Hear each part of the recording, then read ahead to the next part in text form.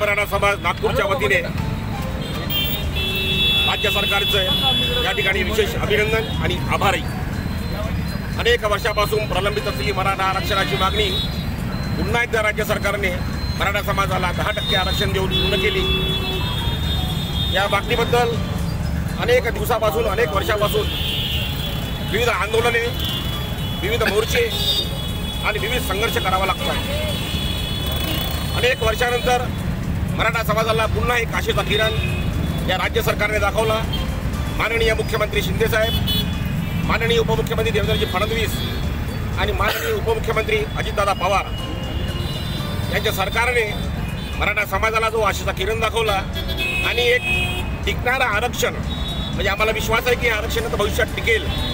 ज्या त्रुट्या मागच्या आरक्षणात निघाल्या होत्या त्या त्रुट्या पूर्ण दूर करून हे आरक्षण आम्हाला दिलेलं आहे असा आम्हाला विश्वास आहे।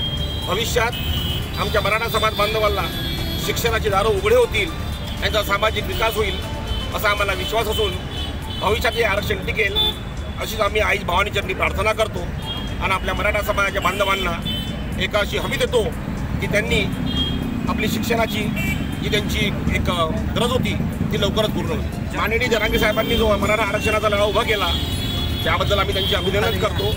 ते आमच्या आभारास पात्र आहेत। जरांगे साहेबांची विनंतीच आहे आणि त्यांची मागणी आहे की ज्यांच्या TCवर ज्यांच्या नावासमोर मराठा, कुणबी किंवा ज्या काही अजून वेगवेगळ्या नोंदी असतील त्यांना OBCमधून आरक्षण दिलं पाहिजे।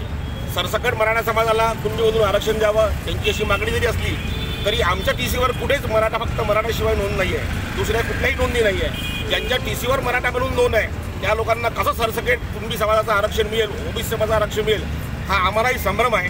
परंतु त्यानंतरही EWSचं आरक्षण असो किंवा 10% आम्हाला मिळालेलं आरक्षण असो ते आम्हा मराठा समाजासाठी लाभ आहे।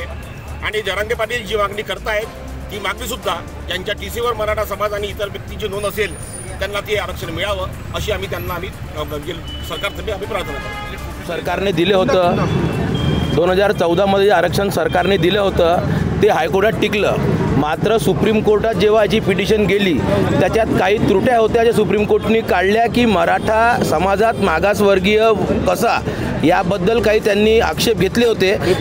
यावेळेस सरकारने एन्श्युअर केलेलं आहे। मी स्वतः खूप वर्षापासनं लीगली याचा फॉलोअप घेतो आहे। यावेळेस आज मुख्यमंत्र्यांनी आपल्या भाषणात सांगितलं की कसं त्यांनी जे मोठे विधितज्ञ आहेत, सिनियर ॲडव्होकेट आहेत, जे मुकुल रोहतगी असो, तुषार मेहतो यांच्यावर कन्सल्टेशन करून त्या सुप्रीम कोर्टच्या जजमेंटच्या त्रुट्या कशा दूर होऊन आरक्षण यावेळेस देण्यात यावं याचे त्यांनी एन्श्युअर करूनच हे आरक्षण दिलेलं आहे। आणि याचा सविस्तर माहिती आज मुख्यमंत्र्यांनी आपल्या भाषणात दिली आहे।